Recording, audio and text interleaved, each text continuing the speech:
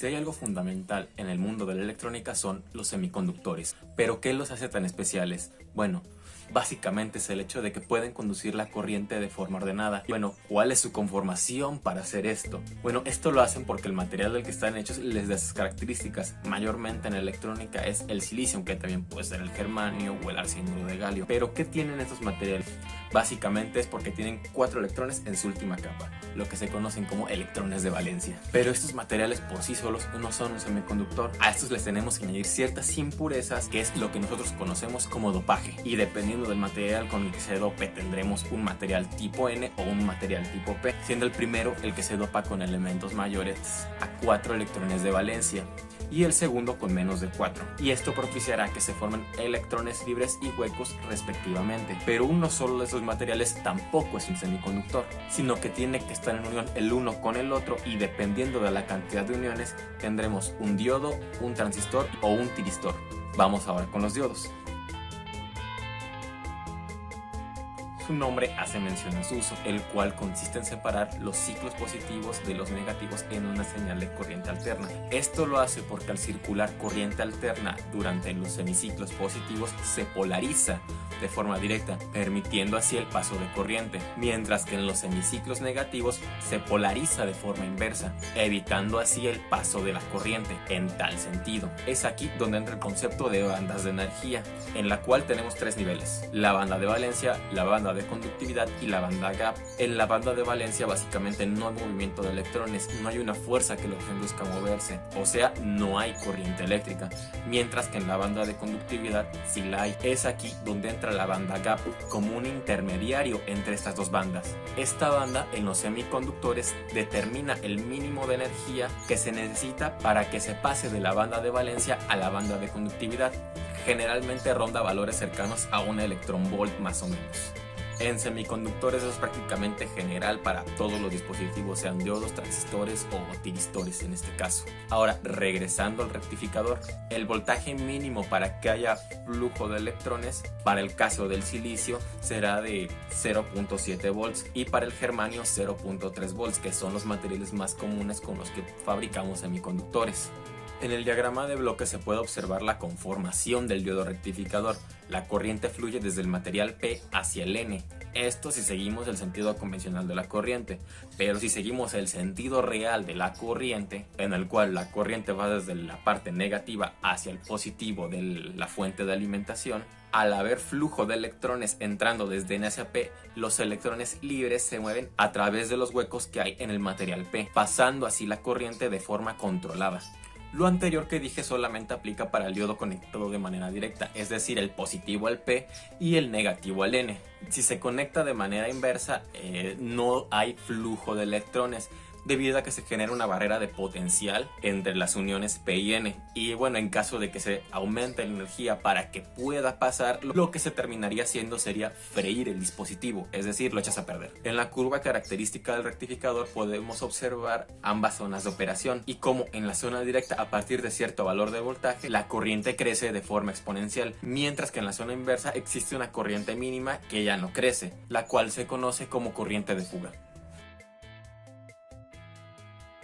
Vayamos ahora con el diodo Zener. Es básicamente un diodo fuertemente dopado para que funcione en la zona de ruptura, o dicho de otra forma, para que funcione conectado de manera inversa. ¿Y con qué fin?, se preguntarán. ¿Qué pasa si conecto este diodo de manera directa? Bueno, sencillo, nada, funciona como un diodo rectificador normal. Es por ello que es impráctico usarlo como diodo rectificador, porque pues nada más es gastar en un diodo de más a lo tonto. Este diodo, al estar fuertemente dopado, presenta una característica que se llama efecto Zener, en el cual, como se observa en el diagrama de bloques, la zona de deflexión se hace muy estrecha y el campo eléctrico en esa zona muy intenso, por lo que una tensión inversa entre sus terminales empuja a los electrones fuera de su órbita de valencia. En la gráfica se muestra cómo de manera directa funciona exactamente igual que un diodo rectificador, pero de forma inversa empezará a conducir corriente una vez alcanzado algo llamado voltaje Zener. Y bueno, este voltaje irá siendo diferente dependiendo del fabricante del diodo. Ahora vayamos con el diodo túnel. Bueno, en palabras simples, el diodo túnel es aquel que hace uso del efecto túnel para funcionar cuando está conectado de manera inversa. Pero ¿qué demonios es este efecto túnel?, se preguntarán. Bueno, es cuando el electrón hace uso de sus propiedades cuánticas para atravesar una barrera de potencial de mayor energía de la que tiene permitido atravesar el electrón. Esto lo hace por una propiedad llamada superposición cuántica, con la cual hace pues lo que ya dije. Pero para hacer esto tiene que cumplirse una condición, y es que la barrera de potencial debe de ser lo suficientemente angosta. Pero esto se cumple porque el diodo túnel ya tiene un dopaje lo suficientemente fuerte. De hecho, es del orden de unas miles de veces más que un diodo normal. En la gráfica de tensión contracorriente en la zona directa se observa un pequeño valle que indica que llegado a cierto valor de voltaje la corriente empezará a decrecer, lo que indica que en esta parte la resistencia es negativa. Pero la historia no acaba ahí, sino que al seguir todavía aumentando el voltaje y reduciendo la corriente, la barrera de potencial se hace ahora lo suficientemente pequeña para que ahora sí trabaje como un diodo normal, presentando el crecimiento exponencial que presentan los diodos. Para la conexión inversa, el efecto túnel se encarga de mandar todo del otro lado de la unión y funciona prácticamente igual que un diodo Zener, solo que con un voltaje de ruptura muchísimo menor.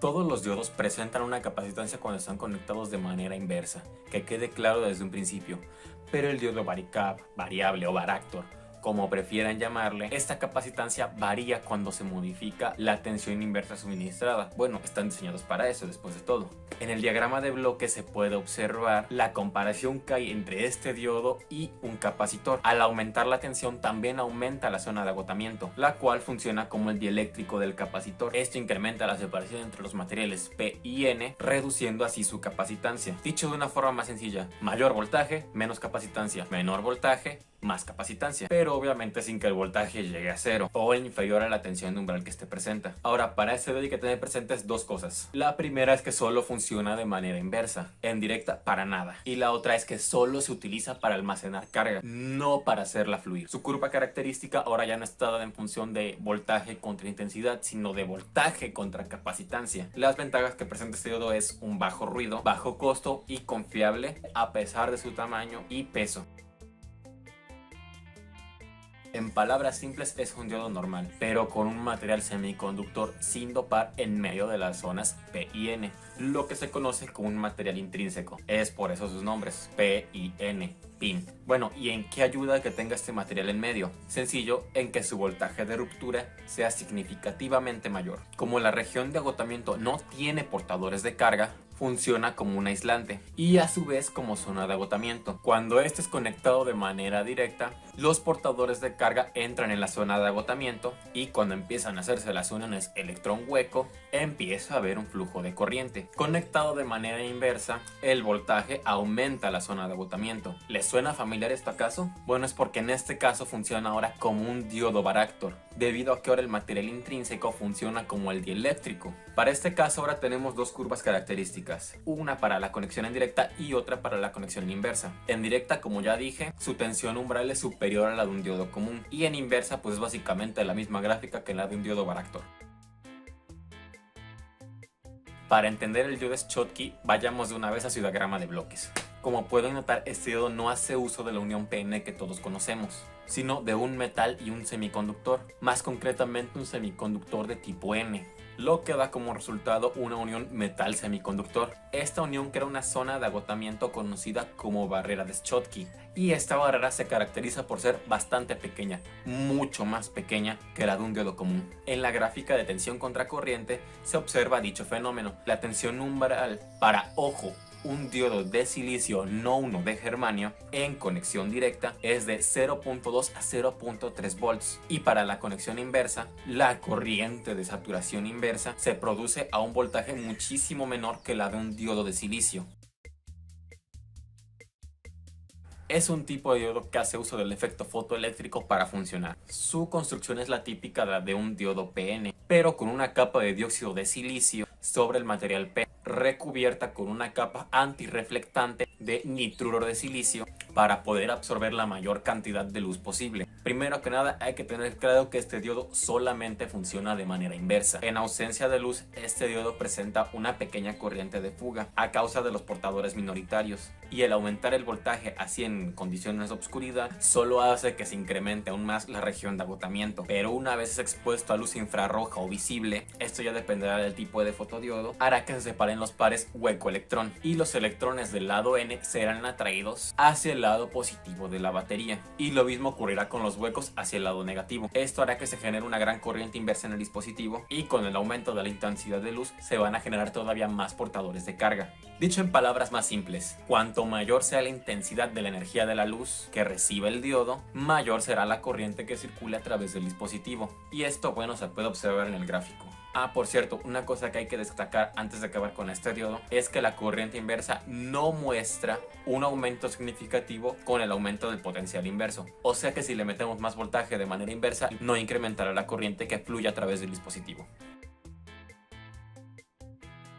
Este es uno que todos conocemos. El LED hace lo contrario a lo que hace el fotodiodo. En lugar de recibir fotones, los emite. Su funcionamiento es muy sencillo. A medida que se recombinan los pares hueco-electrón, se emiten los fotones. Pero esto solo lo hace mientras está conectado de manera directa. Caso contrario, no cumple con esa función. Los fotones los emite cuando los electrones saltan de un nivel de energía mayor a un nivel de energía menor. Y esa energía, como la energía no se crea ni se destruye, se transforma, es reemitida en forma de fotones. Y esto se seguirá haciendo constantemente, se irán subiendo y bajando del nivel. La forma en la que ganan la energía es con el voltaje que se le está suministrando, y la forma en la que la pierden es cuando bajan de ese nivel emitiendo los fotones. Ahora, la energía de los fotones emitidos es igual a la brecha que hay en la banda gap, o sea que la banda gap es la que determina la energía que hay para la emisión de estos fotones. Ahora, cada color requiere una cantidad de energía diferente. El que requiere menos energía es el infrarrojo, y ya en el espectro visible ya sería el color rojo. Y así nos vamos de escala en color hasta llegar a la luz ultravioleta, siguiendo la cantidad de energía que nos dicta el espectro electromagnético. Por cierto, hago un paréntesis aquí.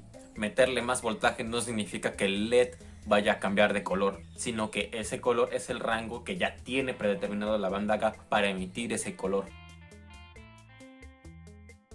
Su constitución es básicamente la misma que la de un LED, solo que con una capa de material intrínseco muy delgada de arcianuro de galio en medio de las capas P y N, y exactamente en esta zona es donde se produce la luz del láser.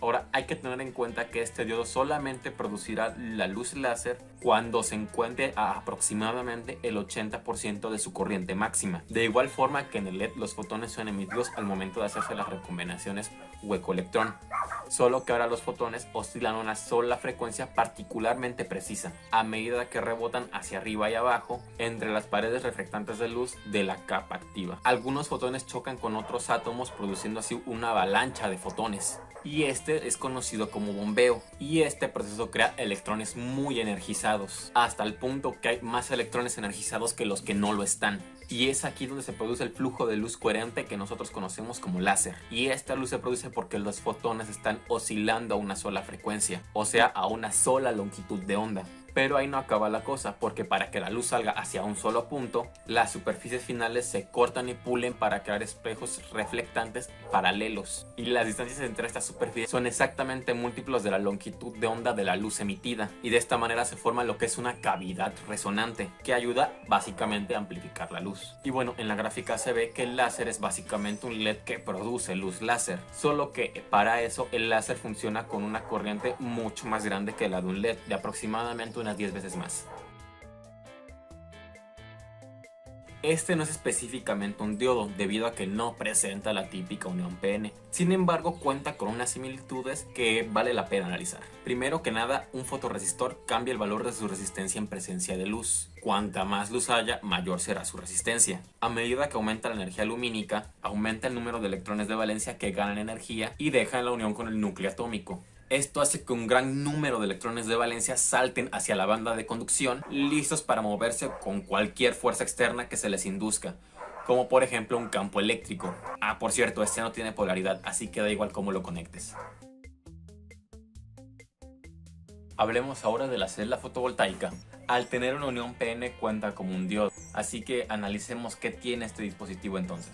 De manera general, una celda fotovoltaica genera corriente eléctrica cuando está expuesta a una luz lo suficientemente energética. Cuando la luz de una longitud de onda adecuada incide sobre la celda, la energía del fotón se transmite a un electrón del material tipo N. Este se excita y mueve los huecos del material P, logrando así que se salte de la banda de valencia a la de conductividad, logrando así que haya una corriente eléctrica. En la gráfica de voltaje contra corriente se ven ciertos parámetros importantes. El primero es la corriente de cortocircuito, que es la corriente máxima que puede dar la celda, y se da cuando están cortocircuitadas, pero a diferencia de otros dispositivos, la celda fotovoltaica no se daña cuando está en cortocircuito. Otro parámetro es la corriente de circuito abierto, y este es el voltaje máximo que existe entre las terminales de la celda, y se da cuando no hay carga a través de ella. Y el último es la potencia máxima que da la celda. Es un tipo de transistor BTJ del cual, por cierto, les hablaré más adelante, que es capaz de detectar niveles de luz y alterar la corriente que fluye entre el colector y el emisor, de acuerdo al nivel de luz que haya. Además, por el simple hecho de ser ahora un transistor y no un diodo, es más sensible a las variaciones de luz por el simple hecho de ser un transistor. Esto funciona porque la luz golpea al semiconductor, liberando así pares hueco-electrón y hace que exista una corriente en la base. Su gráfica es la misma que la de un transistor BTJ, que igual la mostraré ya más adelante en la sección de transistores. Y se preguntarán, bueno, ¿y para qué me sirve saber todo esto acerca de los diodos? Bueno, el rectificador sirve más que nada para convertir corriente alterna en corriente directa. El Zener como cortador y regulador de voltaje. Los Schottky se usan también como rectificadores, pero también tienen uso en los circuitos lógicos y también en radiofrecuencias. Los fotodiodos sirven como sensores de luz en las cámaras e incluso como sensores de luz en los mismos celulares. Los varactors sirven como filtros de radiofrecuencia. El LED, pues bueno, no hace falta decir para qué sirve. Los láser sirven como lectores ópticos la mayoría de las veces. Los fotorresistores hacen que las lámparas públicas sean automáticas, por ejemplo. Las celdas fotovoltaicas es la que tenemos en los paneles solares. El fototransistor como un lector infrarrojo y un larguísimo, etc. Sus procesos de fabricación van dependiendo del tipo de diodo. El rectificador de hecho se construye con una unión PN básica. De hecho, la mayoría se construye de una manera similar. Los que varían de hecho un poco con respecto al resto son los que interactúan con la luz, lo que sería el fotodiodo, fototransistor y fotorresistor. Estos se hacen por un proceso llamado implantación iónica, en la cual la superficie tipo N es bombardeada por iones de silicio tipo P para producir una capa de aproximadamente 1 micrómetro de espesor. Durante este proceso, los electrones del material tipo N son atraídos hacia el material tipo P y viceversa, lo que resulta en la zona de agotamiento de la unión PN, y todo esto pasa en una sola unión PN.